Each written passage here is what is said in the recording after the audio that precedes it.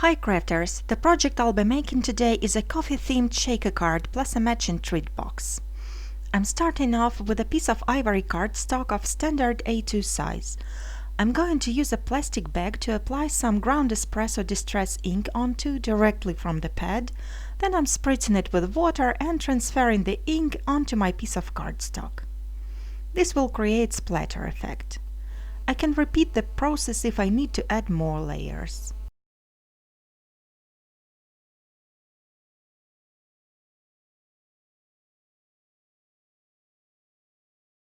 You can either let the ink air dry or speed up the drying with the heat tool.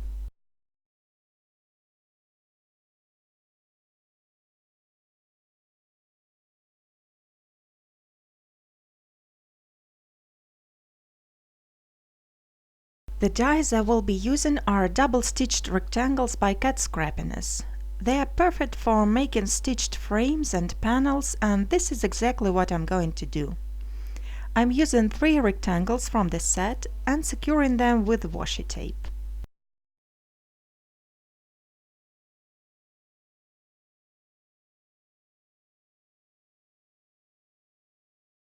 Another set I'm going to use is Stitched Fancy Scalloped Hearts, also by Cat Scrappiness. I'm positioning one of the hearts inside the rectangular frame and taping it down. Then I am going to run it all through the die cutting machine.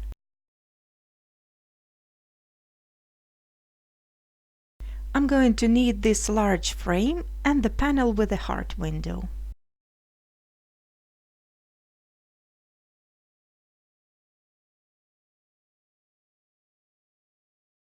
Here you can see the nice stitched edges. I have cut out the acetate panel with the same die, and to make it a tiny bit smaller, I'm using stitching as a guide to trim off the edges. I'm doing it because I don't want the acetate to be seen at the edge. So now I am applying tape adhesive at the wrong side of the frame and sticking down the acetate.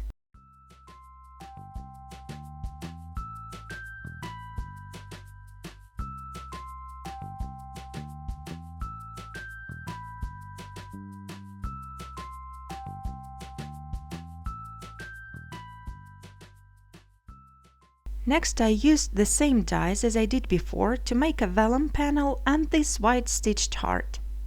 I'm going to fit the heart right inside the window and secure it in place by running a tape gun at the wrong side. And then I'll attach the whole panel to the acetate frame.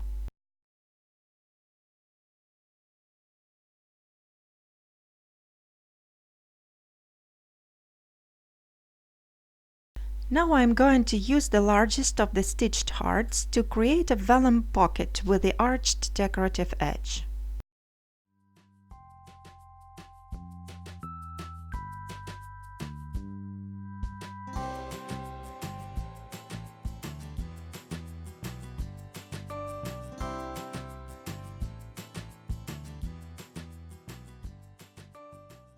I am applying some tacky glue by Scotch at 3 edges of the pocket, trying to squeeze out as little glue as possible. And then I'm attaching it on its place. When the glue dries, it will be totally invisible.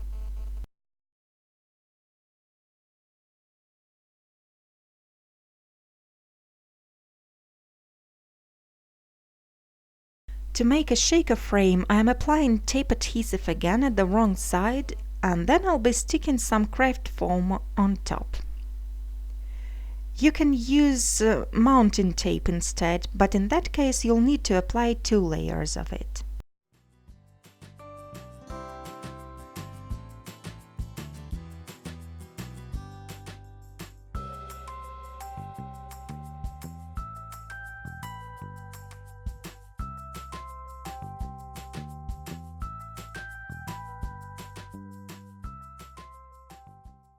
This craft panel will be the backdrop for the shaker frame. I'm trimming it the same way as I trimmed the acetate. Before I assemble the shake-up frame, I will also need to trace this heart on the inside and then cut it out with the scissors.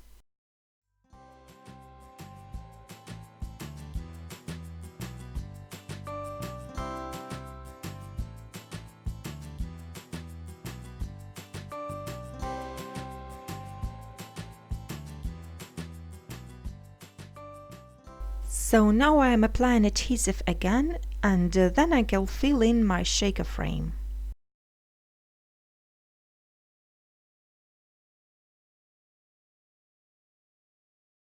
The sequins I'm going to use are Caramel Latte by Cat Scrappiness. It's the mix of different shaped sequins, beads and confetti of yummy colors.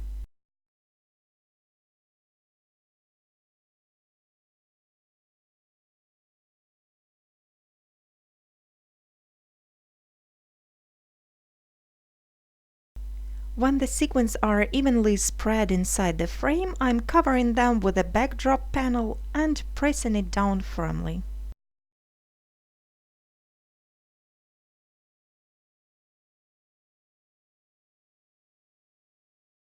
Then I'm going to attach the shaker frame onto the A2 size chipboard note card.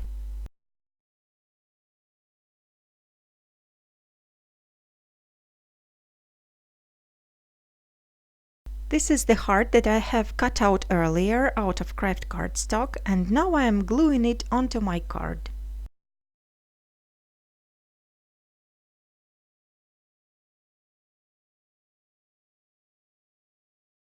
This medium is Liquid Enamel Dots by Fabrica Decoro. The color is called Strong Coffee. I'm squeezing a generous amount of that medium onto the heart, and with a needle tool I am spreading it until it touches the edges of cardstock. It's important to take your time and not spill it over the edge.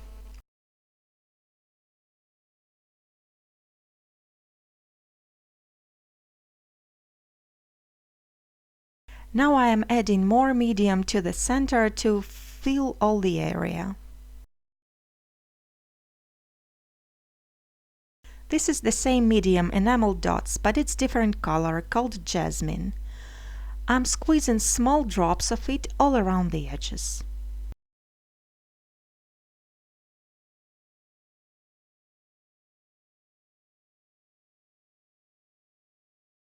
Now I'm going to simply drag the pick tool along the dots, and this will create the pattern similar to a leafy branch. Then I'll set it aside to dry overnight.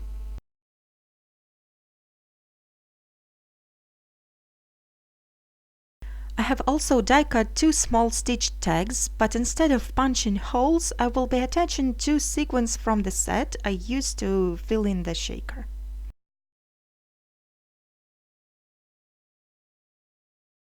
Then I will also stamp the sentiment on one of the tags. When the enamel is completely dry, I can insert the tags into the vellum pocket. And the card is finished. To make a matching treat bag, I am trimming a sheet of craft cardstock.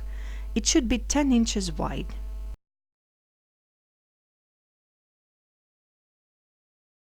Then I am using Gift Bag Punch Board by Via Memory Keepers to create a bag template, and then I will be assembling the bag.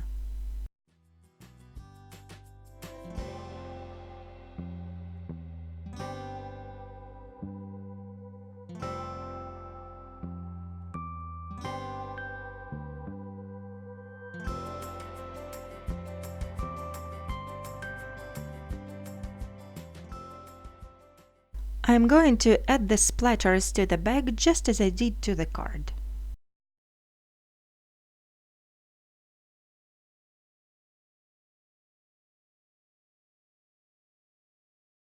I am folding a piece of white cardstock in half to create a topper for my bag.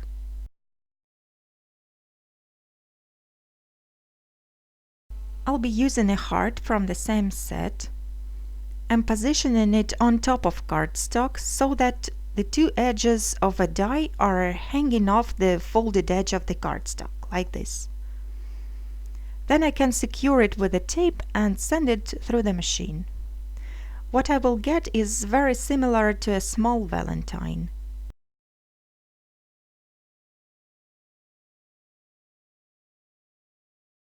To decorate the bag topper, I am placing it back and then inking it up right through the die. It's the same ink I used for splatters.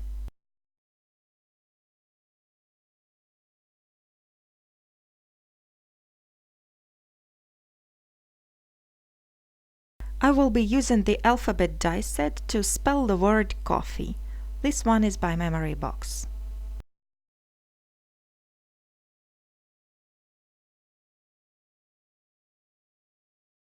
Then I am simply sticking all the letters one by one onto the lacy heart.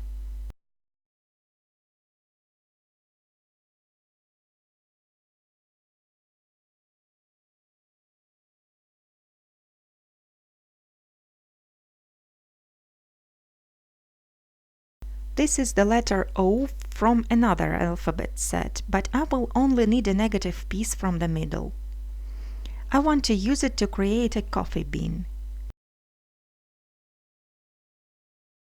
I'm going to trace a curved line with a pencil, and then I'm cutting along this line. It's as simple as that.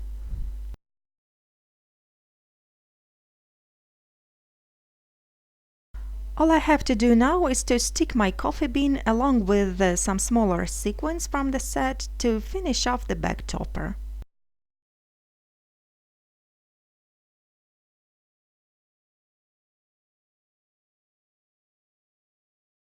I will be filling the bag with these coffee-flavored candies. I'm going to set up a couple of staples to keep the bag closed.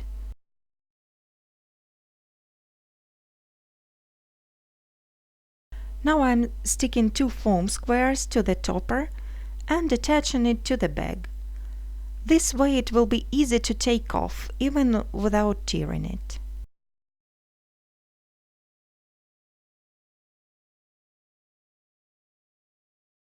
So here is what my finished gift set looks like.